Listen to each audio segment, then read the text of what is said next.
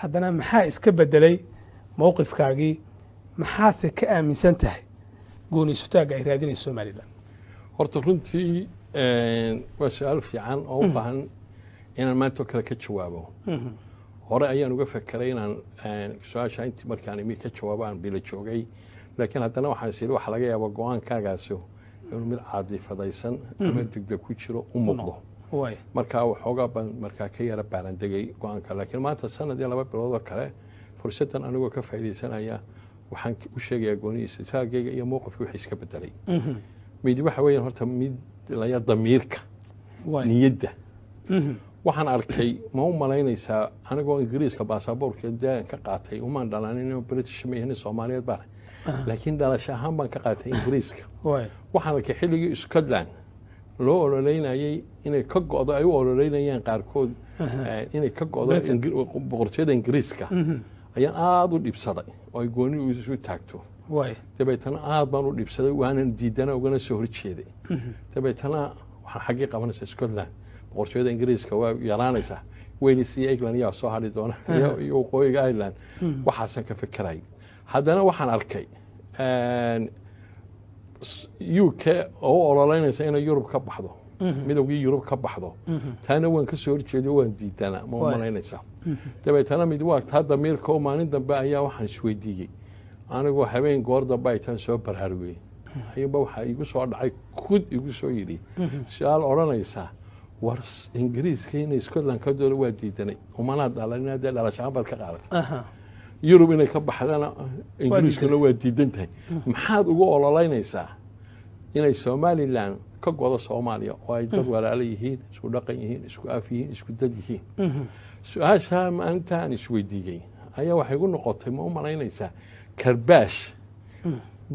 shayda lala dhacayo damiirkayga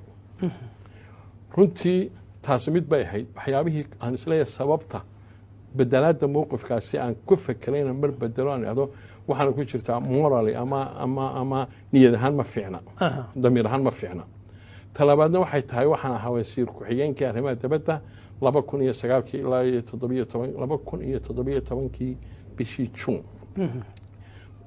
taas waxaan markaa noqday xaqiiq ah aan soo arkay oo aan soo taabtay xaqiiqdan soo taabtay maxay tahay waxay tahay waxa weeyaan wasaaradda arrimaha dibadda ayaa u xil saaran inay u raadiso Soomaaliya ama xukuumadda uga wakiilay inay ixtiraaf u raadiso ama higsigeedu way inay ixtiraaf u raadiso waxa weeyaan 2009 ilaa 2000 iyo maanta soo 20 aanu joogno waxa weeyaan waxaanu leedahay Soomaaliyaanimo wax la yiraahdo wakiilo dibadaha u jooga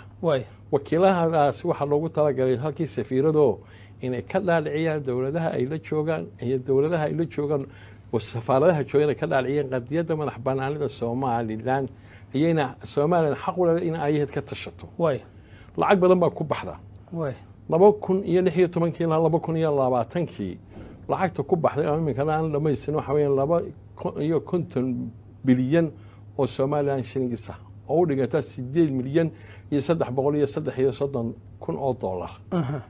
waxa ku baxa lacagtaasi ay ku baxda waa wakiilada 22 wakiil oo jooga oo wakiilo rasmi ah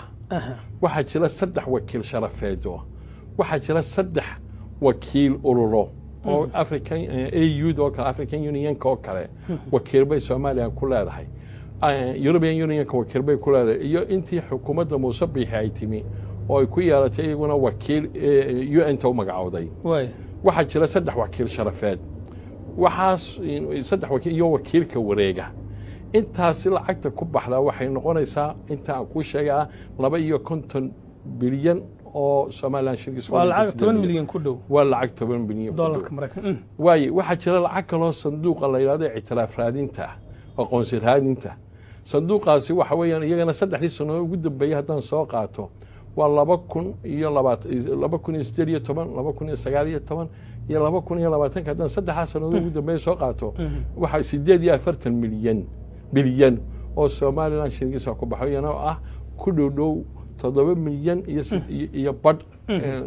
dollarka Mareykanka sanduuqa ictiraaf raadinta maxaa loogu talagalay in safarada laga bixiyo dabadaha lagu tagay laga soo dhaalciyay qadiyada madaxa banaanida Somaliland wufuudu waxa lagu talagalay loo yaro iyo qareeno la qabsado dooda qadiyada madax banaanida Somaliland oo xagga sharciga ka eegaya xagga kaleba magaalada history-ga ka eegaya oo loo yaro xagga sharciga uu ka eegaya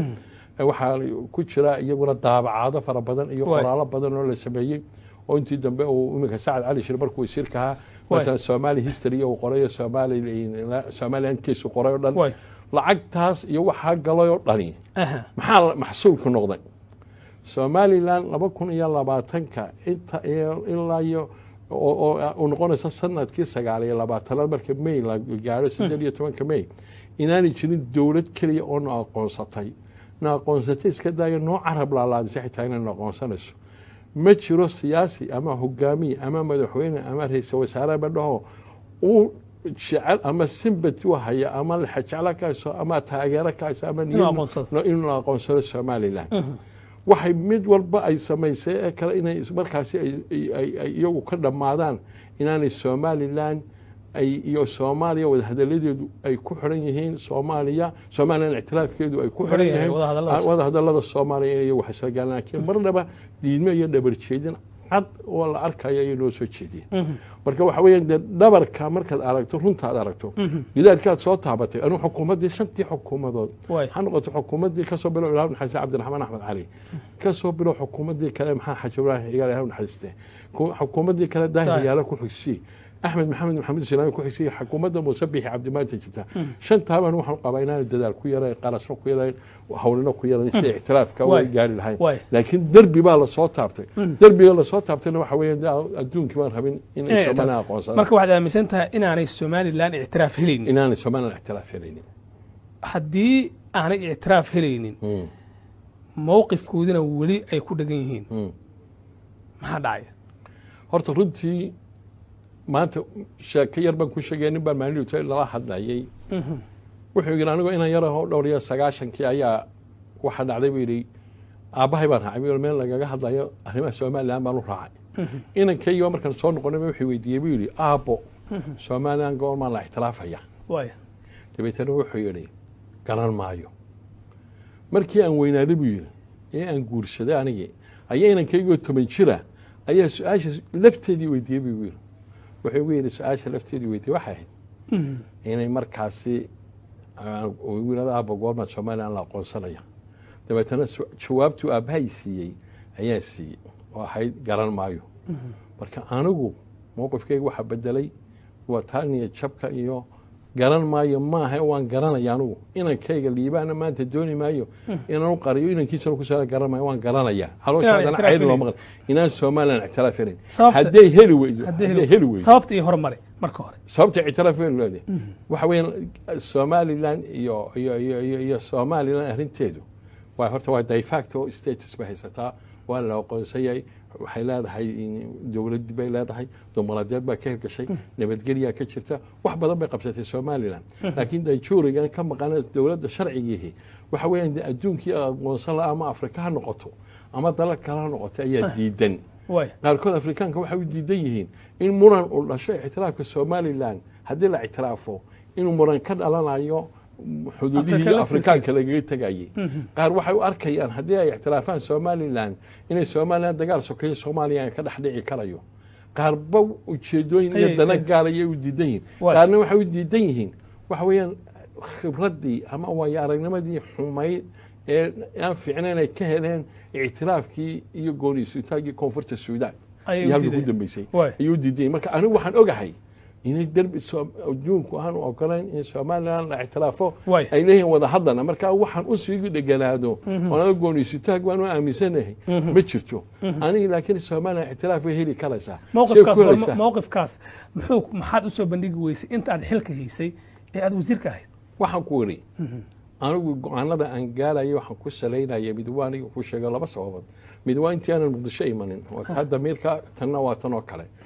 waxa weeyaan wasaaradda arrimaha dibadda markaan u lahayn iyo waxa soo dhawaan wada ogeyn baan ku inaan Somaliland la ictiraafin